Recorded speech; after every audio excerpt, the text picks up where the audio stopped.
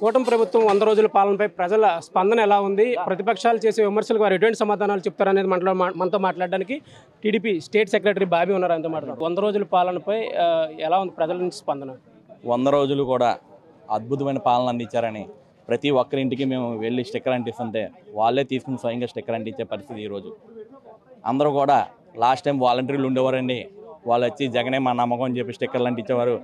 కానీ మాకు ఇష్టం లేకుండా స్టిక్కర్లు అంటించేవారు. కానీ ఈరోజు మనస్ఫూర్తిగా మేము స్టిక్కర్లు మా ఇంటికి అంటించుకుంటున్నాం అంటే అది చంద్రబాబు నాయుడు గారు, పవన్ కళ్యాణ్ గారి యొక్క అద్భుతమైన పాలనకి మేము అందరం కూడా గౌరవిస్తున్నామని చెప్పి ఈరోజు చెప్తున్నారు. ఎందుకంటే ఎంత సంక్షోభంలో ఉందో ఆంధ్ర రాష్ట్రం మీకు తెలుసు. అంత సంక్షోభంలో ఉన్న సంక్షేమాన్ని ఏమాత్రం వదలకుండా చంద్రబాబు నాయుడు గారు 1వ తారీఖునే అందరికీ జీతాలు అందించారు. అదేవిధంగా 1వ తారీఖు సెలవు వస్తే 31వ తారీఖునే పెన్షన్లు పంచిపెట్టారు. మరి 1000 రూపాయలు పెంచి ఆయన అన్నట్టు 4000 రూపాయలు పెన్షన్ చేశారు. మొదట్లో 3000 కూడా కలిపి 7000 రూపాయలు అందించిన ఘనత మా నాయకుడు నారా చంద్రబాబు నాయుడు గారిది. అదేవిధంగా పంచాయతీ ఎంత అవస్థానం ఉందో అందరికీ తెలుసు. మరి పంచాయతీరాజ్ నిధులు కూడా పవన్ కళ్యాణ్ గారు 1400 కోట్లు పెంచి పంచాయతీలకి ప్రతి పంచాయతీలకి ఒక షేప్ తీసుకొచ్చారంటే అది పవన్ కళ్యాణ్ గారు, చంద్రబాబు నాయుడు గారి యొక్క ఘనత. అదేవిధంగా మరి ప్రతి మెగా డిఎస్సీ ఉంది. మెగా డిఎస్సీకి 17,000 దగ్గర 17,000 ఉద్యోగాలు మెగా డిఎస్సీ ద్వారా భర్తీ చేశారు. అన్న క్యాంటీన్లు మూసారు, 100 క్యాంటీన్లు తెరిచారు. 100వ రోజు ఇంకో 75 క్యాంటీన్లు తెరిచి ప్రతి పేదవాడికి 5 రూపాయలకి అన్నం దొరికే విధంగా ఈరోజు నారా చంద్రబాబు నాయుడు గారు ఏర్పాటు చేశారు. అదేవిధంగా ఈ ఒకటి రెండు మంచి కార్యక్రమాలు కాదు, 100 రోజులు సంక్షోభం ఎంత ఎదురైనా 100 రోజులు ప్రతి ఒక్కొక్క కార్యక్రమాన్ని అద్భుతంగా చేసినటువంటి కూటమి ప్రభుత్వం మా నారా చంద్రబాబు నాయుడు గారు, పవన్ కళ్యాణ్ గారు అని చెప్తున్నాను.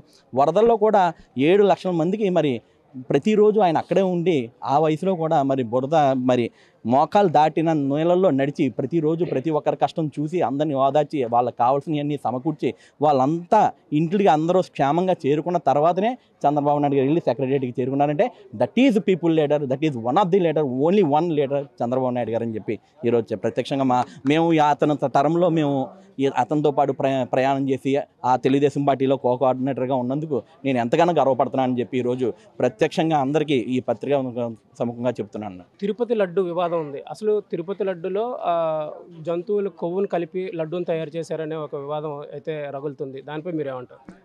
ఇది మతాన్ని అందరూ తిరుమల మన రాష్ట్రంలో ఉన్నందుకు యావత్ భారతదేశానికి మన రాష్ట్రం గుర్తింపు ఉందంటే తిరుమల తిరుపతి దేవస్థానం, వెంకటేశ్వర స్వామి ఆశీస్సులు.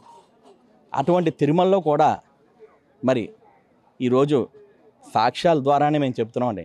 ఒకటి మేర నిందేసే ప్రయత్నం మీరు చంద్రబాబు నాయుడు గారు కానీ పవన్ కళ్యాణ్ గారు కానీ ఎప్పుడు చేయరు. ఇది సాక్ష్యాలు, పక్క సాక్ష్యాలు.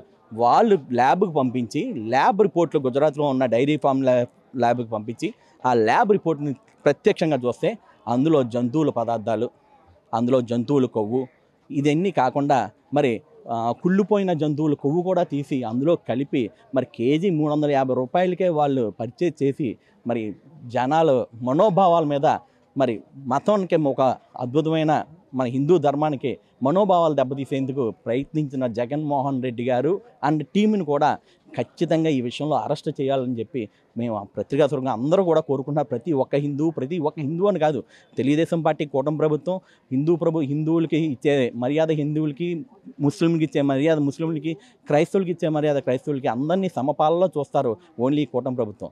ఇదే కాకుండా ఈ జగన్మోహన్ రెడ్డి మరి హిందూ సాంప్రదాయాలని తొక్కేసి తిరుమల తిరుపతి దేవస్థానంలో లడ్డూని ఇలా జంతువులు కొవ్వుతో తయారు చేయడం అనేది ఎంత దారుణమైన విషయం ప్రతి ఒక్కరూ ఈరోజు ఖండిస్తున్న ప్రూఫ్తో సహా దొరికారు. అందువలన మేము దీని మీద ఏమి చెప్పట్లేదు, ఇది ఓన్లీ ప్రూఫ్. చంద్రబాబు నాయుడు గారు, పవన్ కళ్యాణ్ గారు బయట పెడితేనే ప్రూఫ్, అది ప్రూఫ్ తోటే బయట పెట్టారు. మనోభావాలను దెబ్బతీసినది ఖచ్చితంగా వాళ్ళ మీద చర్య ఉంటుంది. ఎవరిని వదిలిపెట్టే ప్రశ్న లేదు.